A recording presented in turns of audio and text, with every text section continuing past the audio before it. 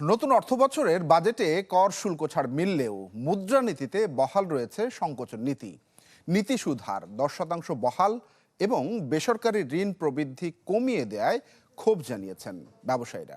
তাদের শঙ্কা, এর ফলে বাধাগ্রস্ত হবে বিনিয়োগ এবং কর্মসংস্থান। তবে অর্থনীতিবিদরা বলছেন উচ্চ মূল্যস্ফীতি নিয়ন্ত্রণে এই সংকোচনমুখী নীতি বাস্তবমুখী।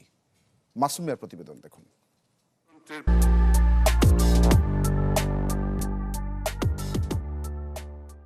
যাত্রা শুরু করেছে। নতুন অর্থবছরের বাজেটে ব্যবসা বিনিয়োগ বাড়াতে নানা কর ও শুল্ক সুবিধা দেয়া হলেও প্রথমার্ধের মুদ্রানীতিতে বহাল আছে সংকোচনমূলক নীতি।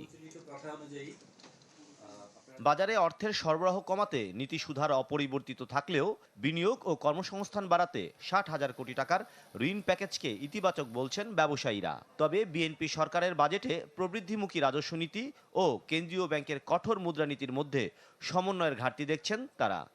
গভর্নমেন্ট বড় করবে তখন কিন্তু আসলে আর বিনিয়োগের আর হবে না বললেই চলে। তো সেটা তাহলে তার আমাদের ব্যবসা বান্ধব হলো না। আমি একজন ব্যবসায়ী দৃষ্টিকোণ থেকে যদি বলেন, আমাদের বিনিয়োগ লাগবে, আমাদের কম ফান্ডে বিনিয়োগ লাগবে, আমাদের স্বল্প সুদে বিনিয়োগ লাগবে, তাহলে আসলে আমরা টিকে থাকতে পারবো। নাহলে যা হচ্ছে বর্তমানে সেটাই কন্টিনিউশন হবে, একের পর এক কারখানা বন্ধ হবে।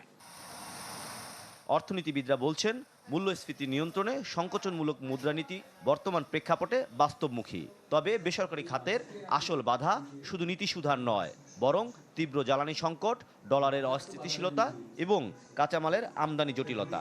আগামী 6 মাসের যে মুদ্রানীতি, এটা বাস্তবতার সঙ্গে সঙ্গতিপূর্ণ হয়েছে। উচ্চ সুদের হার সবচেয়ে বড় বাধা নয়, এটা একটা বাধা নিঃসন্দেহে সুদের হার, কিন্তু আপনি এই সুদের হার কমালেই বিনিয়োগ কিন্তু পারবে না, যদি না আপনি এই বড় বাধাগুলোকে দূর না করতে পারেন। শুধু রাজস্ব প্রণোদনাই যথেষ্ট নয়, টেকসই প্রবৃদ্ধির জন্য সাশ্রয়ী অর্থায়ন এবং রাজস্ব ও মুদ্রানীতির সমন্বয় জরুরি বলে মনে করেন এই অর্থনীতিবিদ। এই সবগুলোকে যদি আমরা এই মুদ্রানীতির সঙ্গে সঙ্গতিপূর্ণ করে যদি ব্যবহার করা সম্ভবপর হয়, তাহলেই কিন্তু এই মূল্যস্ফীতিটাকে নিয়ন্ত্রণ করা সম্ভব হবে। মাসুম মিয়া, চ্যানেল 24, ঢাকা।